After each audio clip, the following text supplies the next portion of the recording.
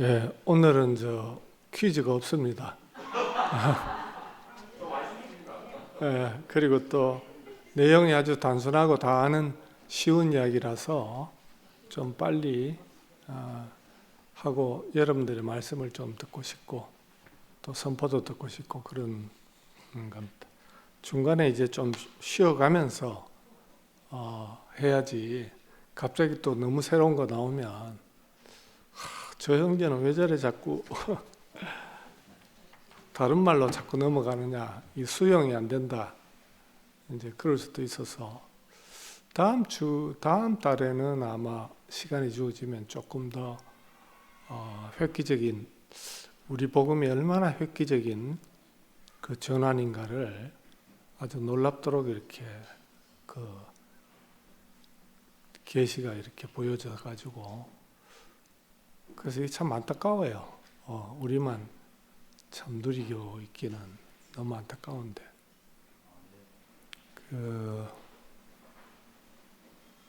어쨌든 이게 우주에는 어떤 특이점이 있고 임계점이 있다 하거든요.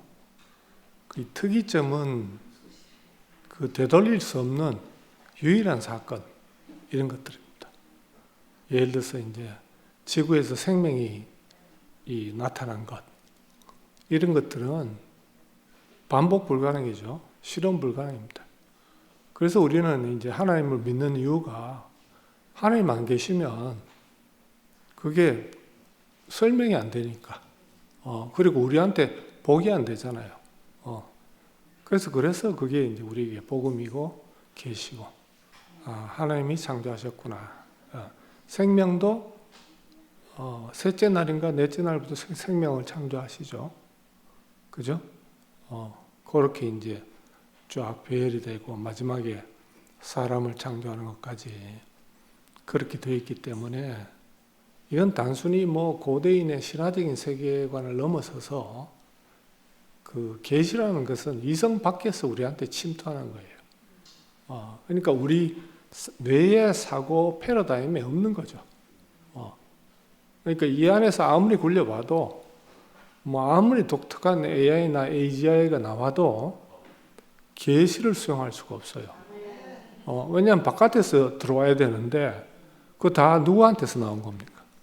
아담의 머리에서 다 나온 겁니다. 예? 나온 김에 좀 어려운 이야기부터 시작하고, 너무 이번에 내용이 쉬워서, 제 이제 동기 아들이 지난해 2025년에 이제 고대 교수로 부임을 했는데, 카이스트에서 AI로 국내 박사 최초로 땄어요. 그리고 이제 포스닥을 어디서 했나마 AI의 4대 천왕이 있는데, 그 중에 이제 가장 저명한 토론토 대학의 벤지오 교수인가? 거기에서 2년간 포스닥을 하고, 그 다음에 이제 얘는 이제 공부하는 걸 좋아해가지고, 포스텍에 이제 가서 연구 위주로 하고 싶은데, 포스텍에 재정이 안 좋아가지고 교수를 많이 못 뽑는 거예요.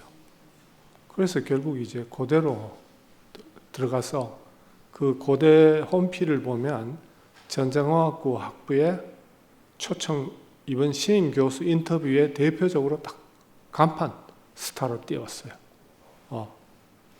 그래서 그 인터뷰 내용을 저희 동기가 한번 보라 하길래 보니까, 제가 뭐 알겠습니까, 그죠?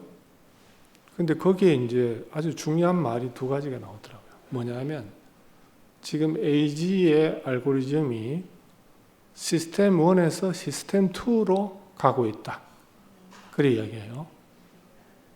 그 시스템 1은 뭐냐면 직관적인 언어입니다. 직관적인 것. 우리가 챗GPT를 사용하면 즉각적으로 반응이 나오죠, 그죠? 이런 게 이제 시스템 1에서 추론 결과입니다. 그런데 그보다 발전된 모델은 아주 느리지만 섬세하게 그 정보를 정확하게 정리를 해줍니다. 그러니까 이 세상의 논리는 직관에서 뭘로 갑니까? 설명으로 가죠. 근데 우리는 이거 거꾸로 가는 세계 아닙니까? 그죠? 우리는 설명에서 내려오지 못한 예수에 대한 직관으로 가는 세계입니다. 그러니까 우리는 세상하고 딱 거꾸로 구조로 생각하면 딱 됩니다.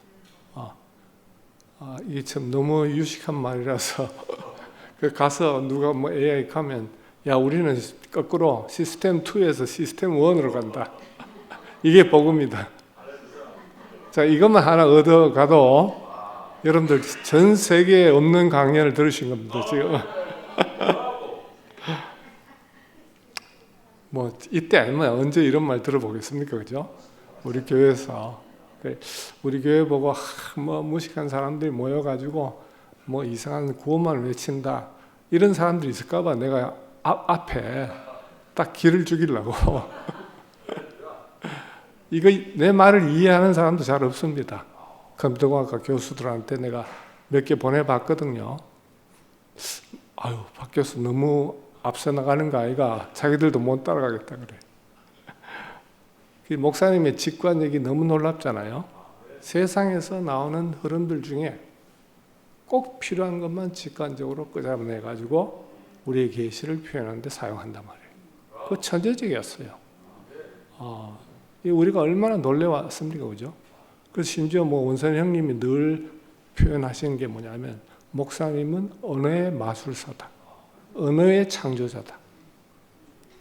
참 놀라운 창조가 많이 나왔습니다. 자, 서론은 뭐 어차피 내려오는 조롱부터 시작합니다. 여러분들이 잘 아시고 계시는 귀절 마가복음에 아주 분명하게 나왔죠, 그죠? 근데 이 물음에 객관적으로 보면 그냥 내려오지 않았습니다, 그죠? 그 성경에는 내려올 수 있었는데 못 내려왔다 이런 말도 없고 내려오지 못해서 안 내려왔다 이 말도 없어요.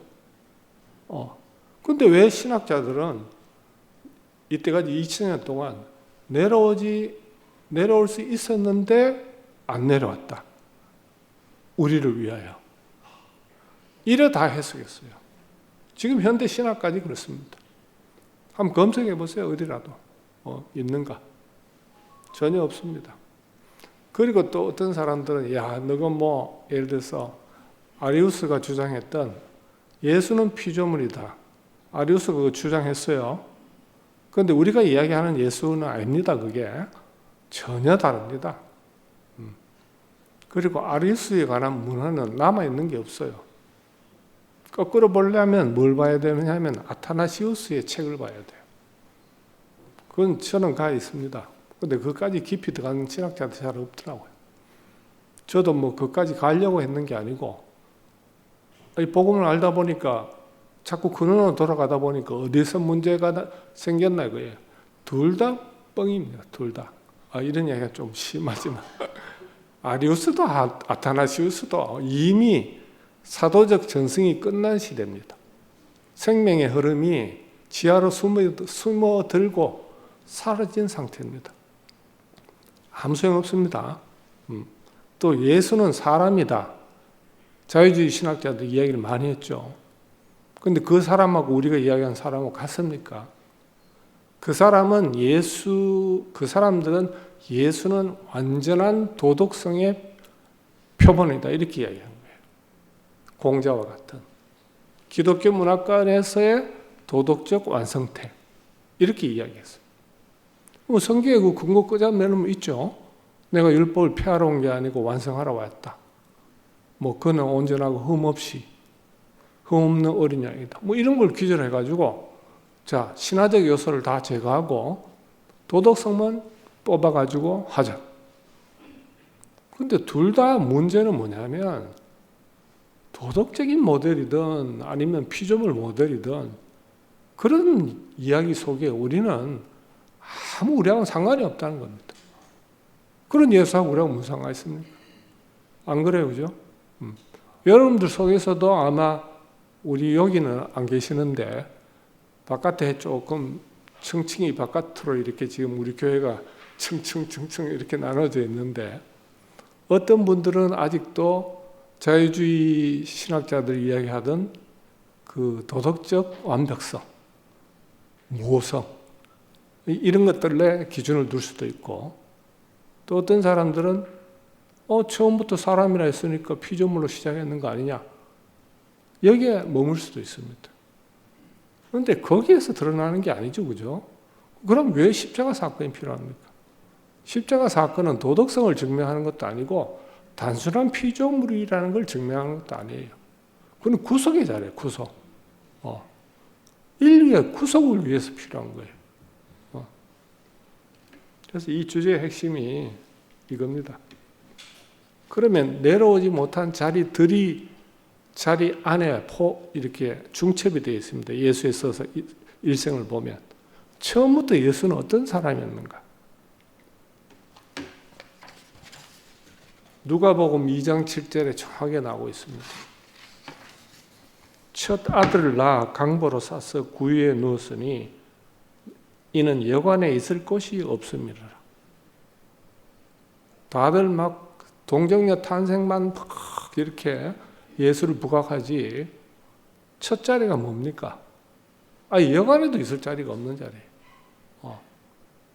여러분들 중에 뭐 부잣집에서 태어나신 분들은 좋은 그 안방에서 태어나시겠지만 가난한 집에서 태어나신 분들은 옛날에 그 빈농에서 태어나면 얼마나 열악합니까?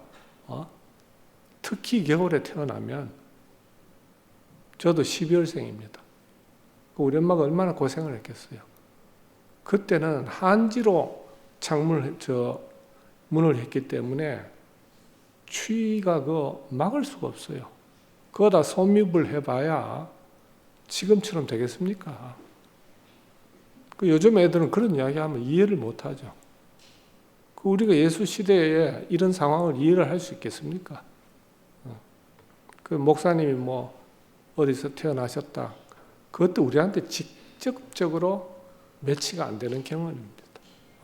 그리고 우리 밑에 세대들은 고향이 다 어디입니까? 산모임가죠. 다 다릅니다. 다 달라. 젖 먹고 자랐습니까? 소젖 먹고 살았습니까? 소젖 먹고 자랐습니다. 태어나는 순간부터 밀려난 자리. 분명하죠. 이걸 신학자들은 의도적인 배치다 이렇게 이야기를 해요. 누가 의도적으로 여관에 있을 곳이 없어서 마옥간으로 가겠습니까? 그 귀한 아들. 말이 안 되는 거죠.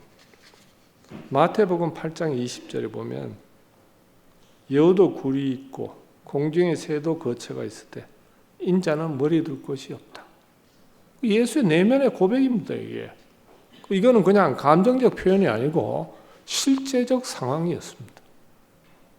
머리 둘 곳이 없는 사람. 이것이 예수의 사회적 위치입니다. 우리가 다 이런 사람이라서 부름받은 거 아닙니까? 잘 나가는 사람이요 왔다. 난 그런 사람 들어본 적이 없어요. 잘 못 나가다가 와서 잘 돼가지고 나갔어요. 여전히 잘 못됐다면 여기 있겠죠. 그런데 뭐가 이제 계급장이 붙는 거예요. 돈이 붙고 명예가 따르고 올 때는 전부 다 진짜 거지 보따리 하나 가지고 와서 저도 운 좋게 교수라는 명함을 달았지만 병이 안 걸렸으면 아마 나갔을 수도 있습니다. 그러니까 너무 사람들 판단하지 마세요. 누구라도 그 자리가 그 자리니까 이렇게 되는 거예요. 포함이 되지. 이 첫째 이제 또 참 비참한 현실이 나옵니다. 가족에게 버림을 받습니다. 마가복음에 보면 저도 이거 참 새로 탁 읽어보니까 리얼한 장면으로 나와요. 이게 그의 친족들이 들고 그를 붙들어 나오니 이는 그가 미쳤다 미르다. 자기 친척들이 그렇게 했어요. 예수를. 그때 예수의 어머니와 동생들이 와서 밖에 서서 사람을 보내어 예수를 부르니 예수는 그 부름에 응답할 수가 없었어요. 동네에서 미쳤다고 하는데 가족에 영향을 끼치잖아요. 그러니까 내려갈 수 없는 자리예요. 불러도. 우리가 볼 때는 이때까지 잘못 들은 서사인데 이거 이미 본토와 친지를 떠났다 예수는 이렇게 생각하는데 인간적으로 생각하면 이미 동네에서 미친 자라고 소문 난 거예요.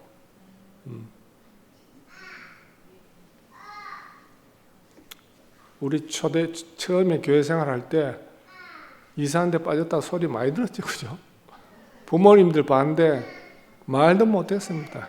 우리 장인 어른 이야기 들어보면 그래도 점잖은 신부입니다, 우리 장인은.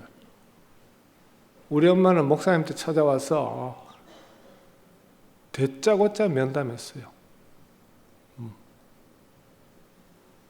당신 교회는 통일교처럼 당신이 지정해주면 결혼해야 되느냐고 딱 팩트를 까버리는 거예요. 경상 사람들은 팩트를 잘 깝니다. 돌려서 이야기 안 합니다. 그래서 목사님이 꼭 그런 건 아니고 저가 좋으면 할 수도 있고 저 숫기 없는 놈들은 내가 맺어주기도 하고 그런 거지 공식이 있는 거 아닙니다. 사실 그 이후에 그렇게 됐잖아, 그죠? 인연이 되면 중매가 되고 아니면 저거 좋아하고 그렇게 되는 거죠. 자, 고향에서 또 옷 입으세요. 누가복음 보면 똑같이 회당에 있는 자들이 듣고 다 크게 일어나서 동네 밖으로 쫓아내요. 그 동네가 건설된 낭떠러지까지 끌고 와서 밀쳐 떨어뜨리려고 하래. 자기 고향에서 이런 취급을 당했습니다. 그런데 예수께서 그들 가운데로 지나 자기 고향 사람이라서 아마 안 밀었을 겁니다.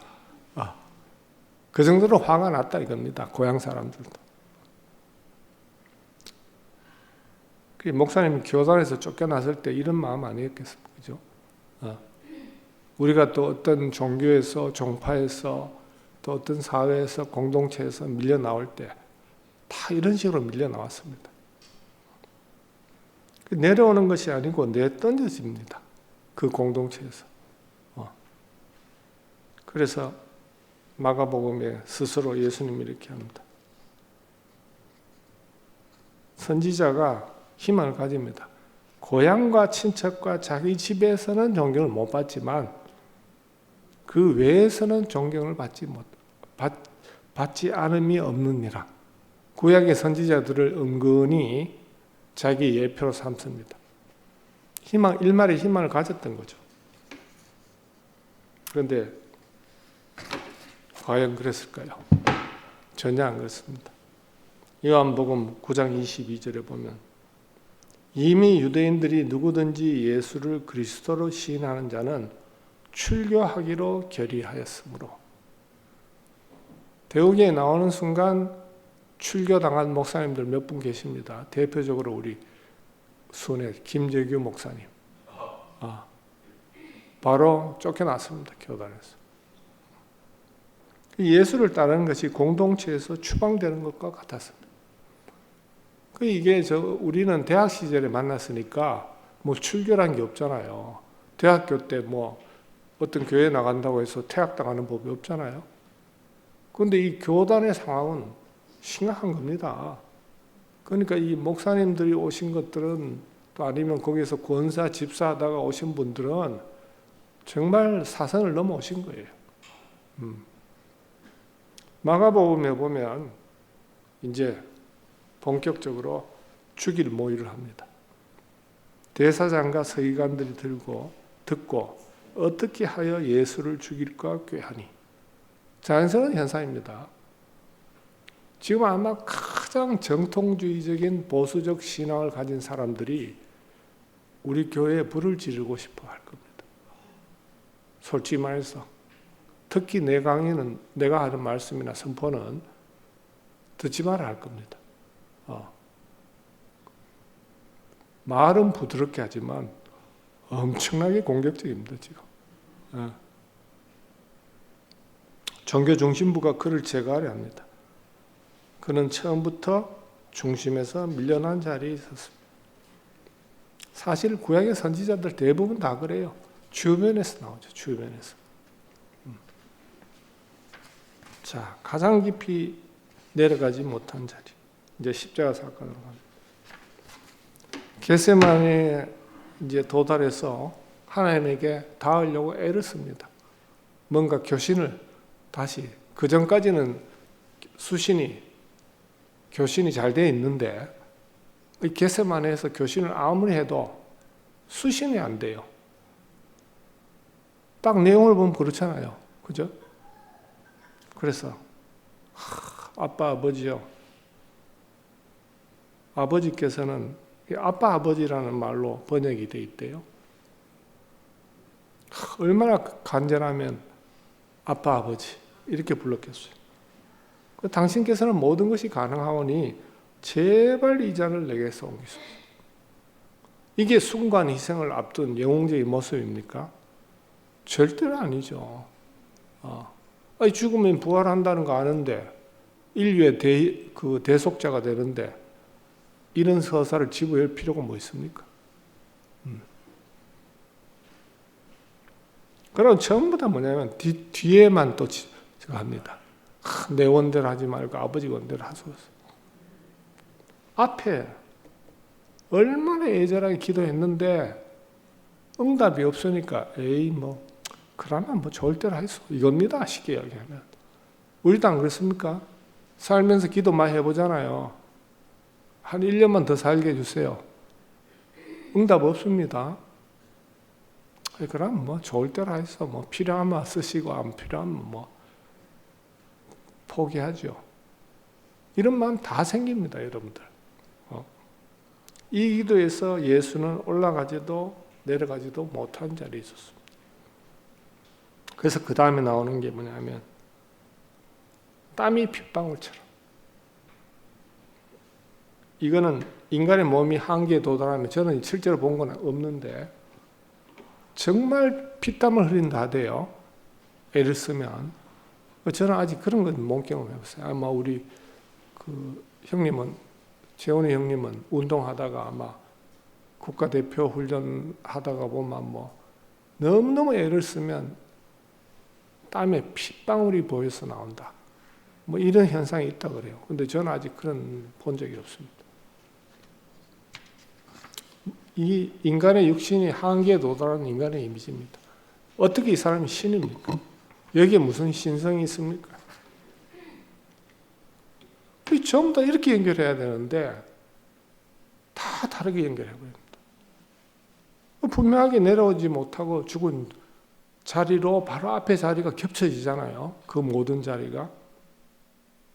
근데 마가복음에 십자가에 못 박으리라 제3시가 되어 십자가에 못 박으니라. 3시에 못 박혔습니다. 이거는 뭐냐면 물리적으로 이 초자연적인 힘을 가진 예수가 자연 법칙에 종속되었다는 말입니다. 모든 인간들처럼. 자연 법칙의 제1법칙이 뭡니까? 지난번에 제가 말씀드렸죠. 중력과 인력의 법칙입니다. 우리는 중력에서 벗어날 수가 없습니다. 나이가 들면 허리가 꼬부라진다. 왜? 칼슘이 부족해서? 아닙니다.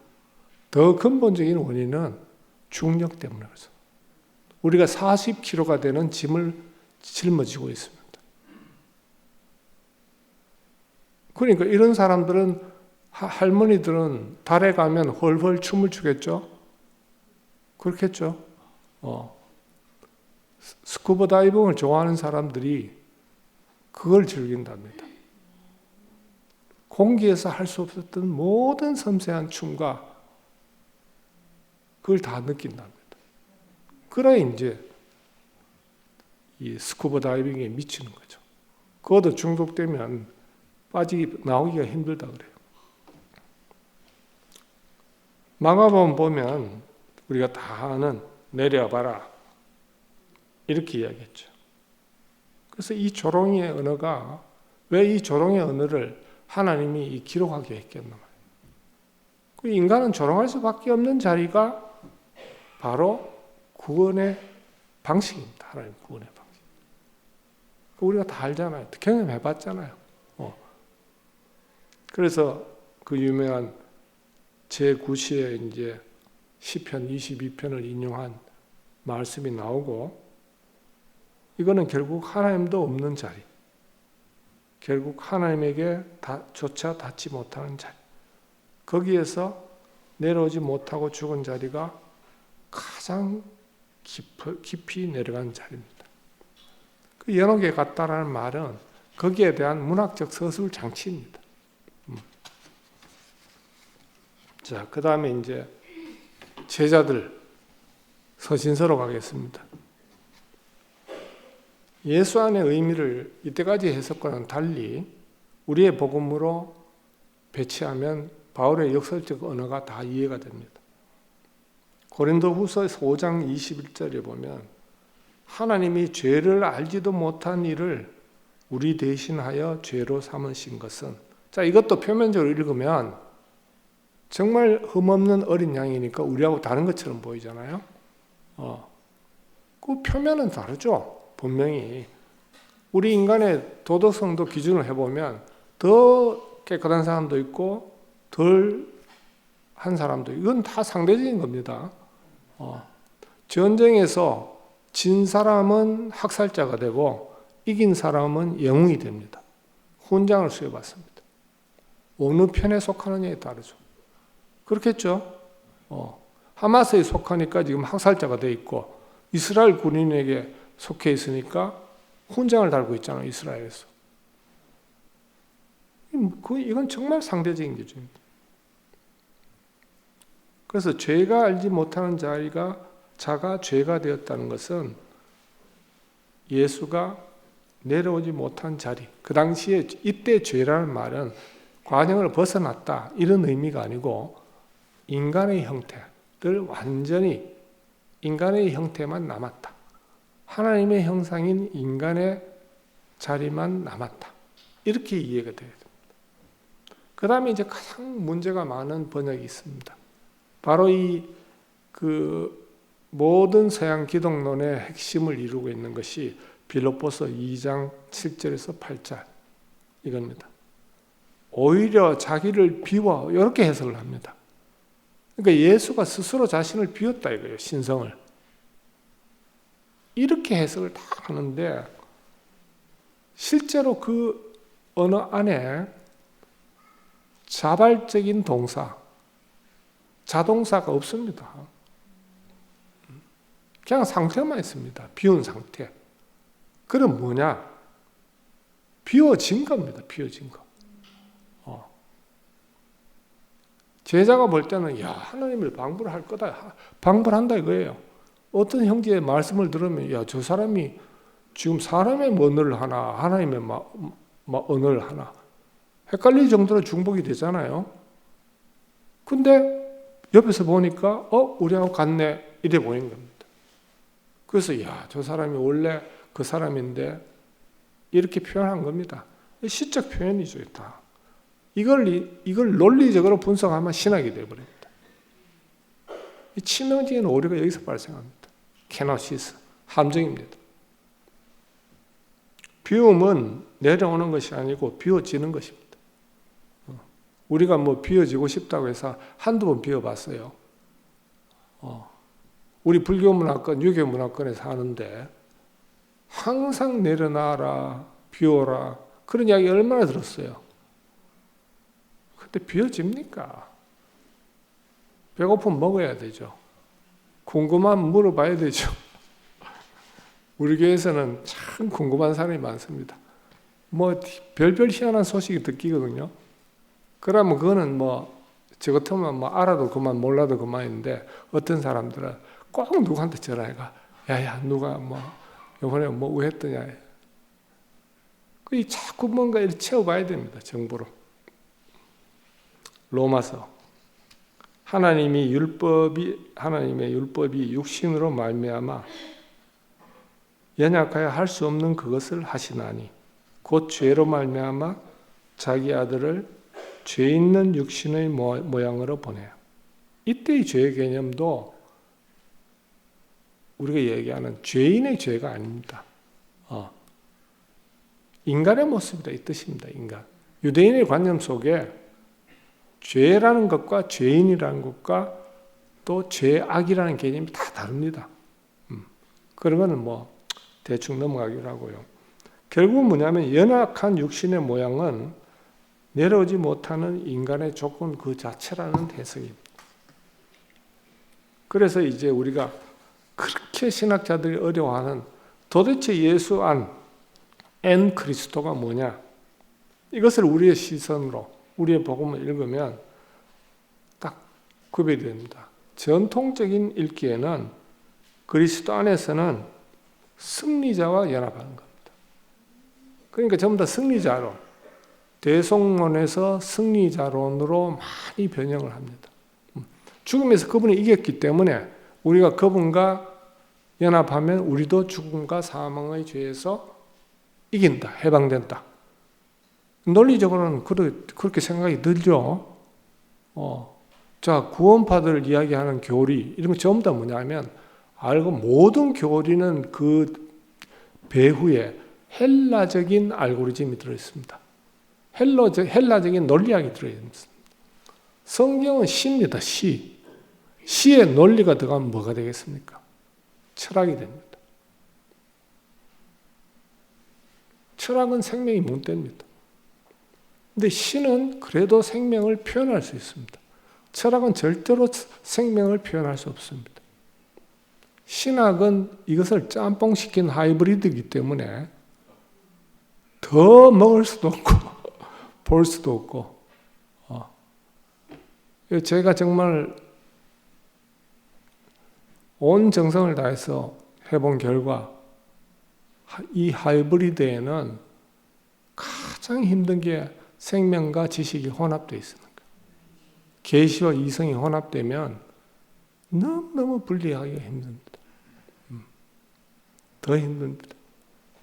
차라리 이성적인 사람은 이성의 한계라도 알지. 이게 짬뽕이 되면 다 아는 것처럼 보입니다. 그래서 재발견된 읽기는 뭐냐면 우리입니다. 우리 복음입니다.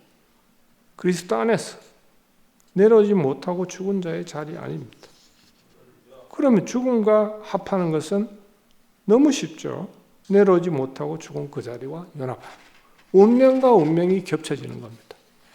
원 운명과 개별적인 운명이 다 포개지는 겁니다. 이것이 겹침의 사고입니다. 목사님 그런 말씀한 적이 있습니다. 예수라는 대문자에 무수히 많은 선지자들의 소문자가 쫙 입체적으로 진열되어 있다. 이런 묘한 비유를 드신 적이 있어요. 그거 들어본 적이 있죠? 교수님 누나는 직관적으로 그런 걸 캐치를 잘하니까. 그런데 그거 캐치 못하신 분들은 아직 목사님의 그 심오한 경지에 도달 못하고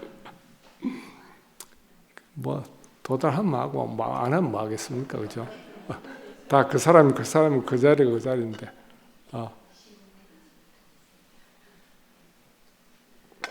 이 자리 안에 있으면 모든 게 다 겹쳐집니다. 수평적으로는 만유가 겹쳐지고 수직적으로는 하나님의 부름받은 자, 구원받은 자, 구속받은 자의 모든 계보가 다 내게 겹쳐지고 나에게서 또 다시 펼쳐집니다. 이게 놀라운 사건입니다. 부활이라는 것은 현대신학자들은 절대로 육체적 몸의 재생이라고 보지 않습니다. 그 사람들도 머리가 얼마나 좋습니까? 그리고 현대과학이 얼마나 발달했습니까?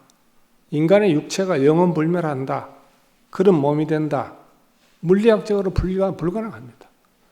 이 우주 안의 존재 중에는 그런 존재가 전혀 없습니다. 앞으로도 없을 것이고 그전에도 없었습니다. 영은 영이고 육은 육이죠. 영적인 몸, 가장 어려운 게 바울이 이야기하는 신령한 몸, 이거를 뭐로 해석하냐면 영어로 spiritual body, 얼마나 애매모호한 개념입니까? 영체로 이해가 되죠, 그죠?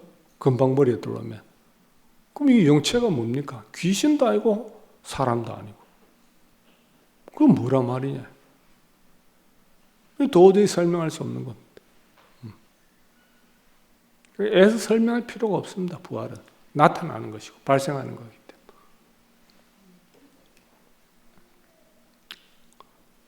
자, 이제 끝으로 가고 있습니다. 이 자리가 열어놓은 공동체, 내려오지 못한 자들의 공동체. 우리가 이 시선을 읽으면 예수와는 다음의 자리가 됩니다. 누가복음 4장 18절에 나온 것처럼 주의 성령이 내게 임하였으니 가난한 자에게 복음을 전하고 나를 보내사 포로된 자에게 자유를, 눈먼 자에게 다시 보게 함을, 눌린 자를 자유롭게 하고. 자, 이 자들은 전부 다 뭡니까? 내려오지 못하는 자리에 고정된 자들입니다. 이 자리에 있으니까 눈이 뜨여지는 겁니다. 자리가 먼저지 그 앞에 있는 형용사가 문제가 아닙니다. 위치에 딱 있으니까 눈이 뜨여지고 포로된 자가, 가난한 자가 배부르게 되고 다 되는 거지. 앞에 있는 형용사 상태를 먼저 보면 안 됩니다. 그래 되면 이제 뭐가 나오냐면 해방신학이 나오고 정치신학이 나오고 민중신학이 나와버립니다. 한국에서 유일하게 세계적으로 명함을 내놓는 신학자가 민중신학자 안병무 선생인가 뭐 하여튼 그분이 있어요. 한신대학. 그분만이 세계 신학계에서 좀 약간 거론을 하는 아시아 신학자예요. 나머지는 다 수입 신학자입니다. 수입상들. 쉽게 이야기하면 좀 이야기가 좀 죄송하지만 비유적으로 그렇다고 또 뭐 본인들도 그렇게 생각합니다. 우리는 아직도 수입 상태다. 우리 걸 아직 못 만들어냈다. 신학도 철학도 없잖아요. 한국에 신학자 있습니까? 없죠. 철학자 있습니까? 없습니다. 예술가는 많습니다. 특히 대중적인 예술가는 엄청나죠, 그죠? 자, 마태복음 보면 내가 줄일 때 너희가 먹을 것을 주었고 쭉쭉 나옵니다. 그래서 결국 지극히 작은 자 하나에게 한 것이 곧 내게 한 것이라. 이것도 전부 다 도덕적 선행으로 다 포장되어 버립니다. 이 위치 복음을 해석을 해야 됩니다. 이 전부 다 행위의 복음으로 하니까 이건 뭐 딴 데는 없습니까? 다른 종교에도 엄청 많죠. 이 보시를 잘 해야지. 보살에 육보시가 있습니다. 육바라밀이 있고. 다 선행입니다. 타행. 좋은 일 많이 하면 나중에 좋은 업을 받는다 이겁니다. 이렇게 해석을 해버리니까 보입니까? 그러니까 지극히 작은 자는 예수와 내려오지 못한 자리에 있는 모든 이가 바로 예수와 같은 자리에 있는 사람. 자, 에베소서로 더 정교하게 넘어가겠습니다. 에베소서에는 그는 우리의 화평이신지라 돌로 하나를 만드사 원수된 것은 곧 중간에 막힌 담을 자기 육체로 허시고. 이 육체로 헛다고 하니까 우리가 완전히 담 허물 때 폐기물 왜 업체들이 와가지고 몽둥이로 쾅쾅 치듯이 육체로 쾅 쳐서 넘어뜨린 것처럼. 물론 성경에는 비유로 또 그의 피로 이런 말들이 나옵니다. 구약의 예표와 연결하려고. 근데 사실은 뭐냐면 담이 무너지는 방식은 위에서 내려다보면서 허무는 것이 아닙니다. 담 아래 깔려 죽음으로써 담이 물린. 예수는 담 아래 깔려 죽었죠. 종교의 담, 율법의 담, 정치의 담, 모든 세상 권력의 중심의 담에서 다 깔려 죽은 겁니다. 그러니까 예수의 자리 안에 담이 없죠. 붕괴가 되는 겁니다. 이게 너무 급진적으로 나간지 모르겠습니다만. 그래서 전체적으로 다시 한번 요약하면 밀려남의 시작 마가복음입니다. 그 다음에 관계적 버림받음, 그 다음에 내려가지 했으나 닿지 못함, 가장 깊은 고정 못 박힘, 바울의 계시 비워짐입니다. 이거 정말 나가면 자, 이 문장 봐라. 자기를 비우사 동등함을 여기지 않으시고, 이거 반드시 들이댑니다. 좀 기독교 아는 사람들은. 근데 케노시스를 스스로 비웠다라는 주어가 없어요. 근데 그걸 왜 내가 비웠다라고 해서? 비워짐입니다. 비워짐. 그래서 이거는 내려오지 못한 예수 안에서 우리는 하나님의 의는 항상 그랬죠. 정상적 관계죠. 의로워진다. 도덕적 개념 아닙니다. 관계적 개념입니다. 정상적인 소통이 가능하고 연합이 가능하다 이겁니다. 형제들끼리도 마찬가지입니다. 의롭다. 저 사람 나에 대해서 의롭다라는 말은 정의롭다는 말이 아닙니다. 저스티스가 아닙니다. 소통이 잘 된다 이런 말입니다. 그래서 공동체가 열리죠. 그래서 놀라운 현상, 인류에서도 한 번도 발생 안 했던 현상이 나타나는데 그게 바로 초대교회였습니다. 차별이 없나니 헬라인이나 유대인이나 이방인이나 유대인이나 차이가 없는 게 아닙니다. 차별이 없다고 했습니다. 그 세계가 나타나고 딱 닫혀버렸잖아요. 그 다음에 한 번이라도 발생한 적 있습니까? 딱 한 번 있어요. 50년 전에 대우기의 사건입니다. 솔직히 말해서 뭐 다른 데 있습니까? 뭐 케이크 교도 가보고 아미시 교도 가보고 다 가보세요. 저도 중국 가정교회 7년 동안이나 돌아다니면서 그런 교회가 있나 봤습니다. 없어요. 안 가보고 다 하는 이야기입니다. 그래서 한 줄로 하면 우리가 다 아는 거는 예수 안이라는 능력의 승리자와 연합한 게 아니고 내려오지 못하는 자리를 사람 예수와 근원에서 연합한 것이다. 우리는 너무 쉽게 아는 겁니다. 그 자리에서 담이 무너지고 새 인류가 시작됩니다. 자, 이것만 끝나면 너무 쉬운 이야기만 했지 싶어서 받을 수 있는 예상 질문들을 제가 미리 내가 질문한 게 아니고 밖에서 여러분들이 이런 질문을 받을 수도 있어요. 첫째는 뭐냐면 아까 말씀드린 것처럼 케노시스 해석이 신성을 부정하는가? 예수의 신성. 예수에게는 신성이 있었죠. 근데 신성이 십자가에서 비워졌어요. 근데 성육신 사건 속에서 스스로 비우고 내려온 건 아니라는 겁니다. 그러니까 케노시스를 신의 자기 비움으로 하는 순간 신성을 그리스도적 속성 목록, 그러니까 분리될 수 없는 그리스도적 속성으로 환원해버리는 겁니다. 여기서 다 헷갈립니다.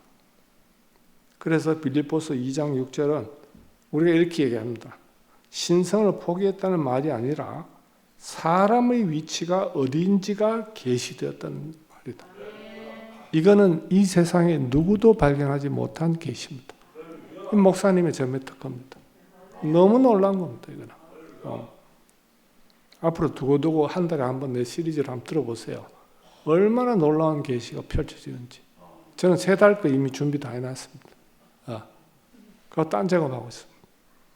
고난의 의미가 사라지는가?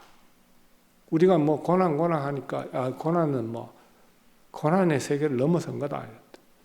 고난은 사라지지 않습니다. 사는 한. 육신인데 왜 고통이 안 사라져요? 마음도 몸도 고난은 사라지지 않습니다. 그렇다고 안식이 깨어지는 건 아닙니다. 안식은 전혀 다른 차원의 성질이죠. 층이 다릅니다. 혼과 육은 연결되어 있기 때문에 몸이 아프면 마음도 죽고 싶다 이런 생각이 들어요. 또 마음에 어떤 사람이 언어적 폭력을 행사하면 요새 나이가 들면요. 여자가 남성 호르몬이 많아져서 상당히 폭력적 언어를 그 사는 가정이 많이 봤어요. 제 주위에 누구라고 말 못하지만 하여튼 굉장히 많아요. 굉장히 많아. 남자는 여성 호르몬이 증가하니까 그래서 남자가 말 한번 잘못하면 할매들이 나가라 이러면 이제 찍소리 못하고 젊었을 때 이 말을 꼭 귀담아 듣길 바랍니다. 미리미리 잘해놔야지 나중에 착살납니다.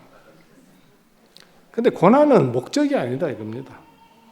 십자가의 핵심은 고통의 양이 아닙니다. 우리가 생각할 때는 그 이상의 고통이 어디 있겠느냐, 6시간의 고통. 근데 뭐 어떤 고문을 보니까 뭐 예수보다 더 고통스러운 고문도 있다 그러대요. 옛날에 행해지는 거 보니까. 고통의 양이 아닙니다. 그래서 예수는 형상을 왜곡하는 방식으로 고통을 끝내는 길을 선택하지 않다. 이게 중요한 겁니다. 형상은 위치잖아요. 그러니까 그 위치를 이탈하면 안 되니까. 그래서 고통을 견뎌낸 거지. 견딘 게 아니라 그냥 견딜 수밖에 없었죠. 그렇게 봐야지 정상적입니다. 안 그러면 정말 이상한 사람이 돼요. 이상한 존재가 돼요, 예수가. 우리하고는 아무 상관이 없는 존재가 돼요. 여러분들이 앞으로 연약해지면 마음도 고통이 오고 몸도 고통이 옵니다. 그런데 이상하게 그걸 받아들이세요. 근데 하나님이 주신 이 자리 안에 있는 안식은 흔들리지 않습니다. 그래서 히브리서에서 진동치 못할 나라를 이야기한 이유가 바로 그겁니다. 교회를 약화시키는 건가? 이 교회라는 것은 상당히 이제 넓은 의미의 교회인데 무너지는 것은 그리스도의 몸인 교회가 아닙니다. 분명히 교회 안에 있는 종교 시스템이 무너집니다. 어떤 종교 시스템도 이 복음만 들어가면 종교 시스템 다 무너집니다. 그러니까 안 받아들이는 거죠. 히브리서 8장 11절은 사제그룹의 중재구조의 종교를 말하죠. 영도 안 보내니까. 그럼 내가 중재할 필요가 없어요. 사제그룹들이. 중간에 엘리트 그룹들이 필요 없어요. 성경 많이 한다고 아무 소용없습니다. 저는 지금 뭐 여러분들보다도 더 많이 성경을 알아서 여기 섰는 거 아닙니다. 저는 제만큼, 제 위치에서, 제 자리만큼 그렇게 보여주는 겁니다. 교회는 여전히 낫는데 다른 방식으로. 자, 마지막입니다. 자, 마지막 질문에 이제 이런 질문이 들어오겠죠. 이건 좀 점잖은 겁니다. 이단 사상인가 철학을 앞세운 것인가? 또 아니면 뭐 어떤 무식한 사람들은 컬트적이다. 뭐 이따위 소리 하는데 그건 컬트라는 말을 이해를 못한 이야기입니다. 컬트 종교하고. 이건 그래도 점잖고 예리한 질문입니다. 또 다른 이단이 아닌가? 그 역사는 종종 제도의 유익한 해석을 정통으로, 제도를 무력화하는 해석을 위험으로 분류한다. 모든 인간의 역사가 다 그렇잖아요. 기득권을 보호하기 위한 겁니다. 그러나 이 해석은 새로운 교리를 추구하지 않는다.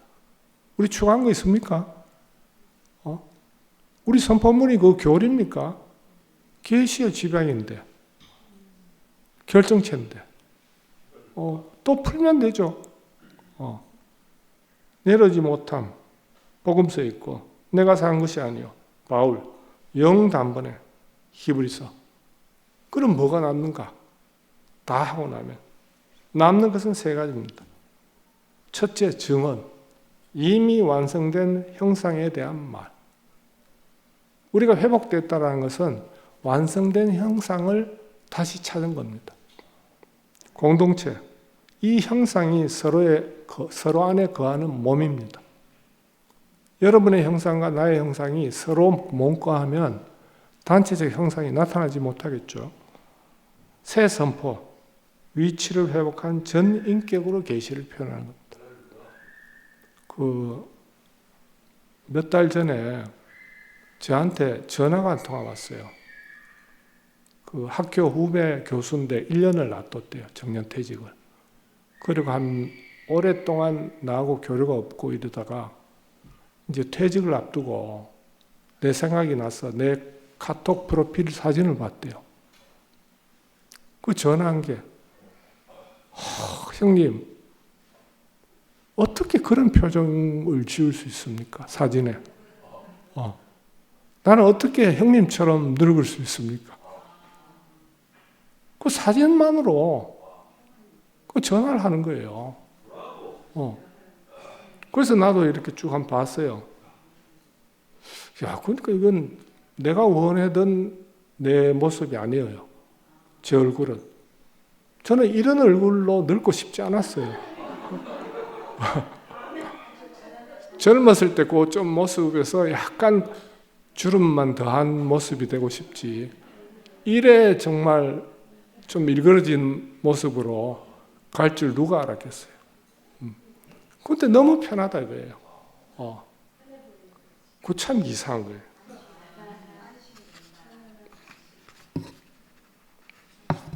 복음은 항상 오독될 위험을 감수하면서 세상에 들어오고 내려오지 못한 예수는 오늘도 가장 위험한 증언입니다.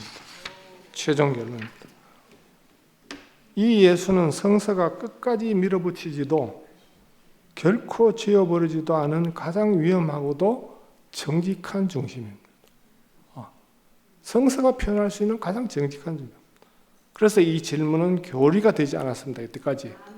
쓸 수 있었으면 교리를 썼겠죠. 왜 안 썼겠어요? 히브리서처럼 마가복음처럼 여백과 문맥 속에 남아있었습니다. 실제로. 그리고 마침내 어떤 종교도 기존의 제도나 교리가 현실적 위력을 발휘할 수 없을 때, 요즘 아닙니까? 그죠? 뭐 그 사람들 우리한테 와서 뭐라 하겠습니까? 내가 알아서 내가 이야기하는데. 내가 뭐 너그 교회 나가지 마라 했나? 안 그래요? 당신들 종교 무너지라 그랬나? 비판한 적이 있나? 아무 제약이 없습니다. 그 이상해요. 딱 시대에 따라서 하나님이 사람을 예비하고 계시를 밝혀주시오. 이때가 그때입니다. 그래서 증언은 형상에 관한 말이고 공동체는 서로 관한 몸이고 선포는 원래 위치에서 구석 공동체가 표현하는 찬가입니다. 찬송가입니다. 감사합니다.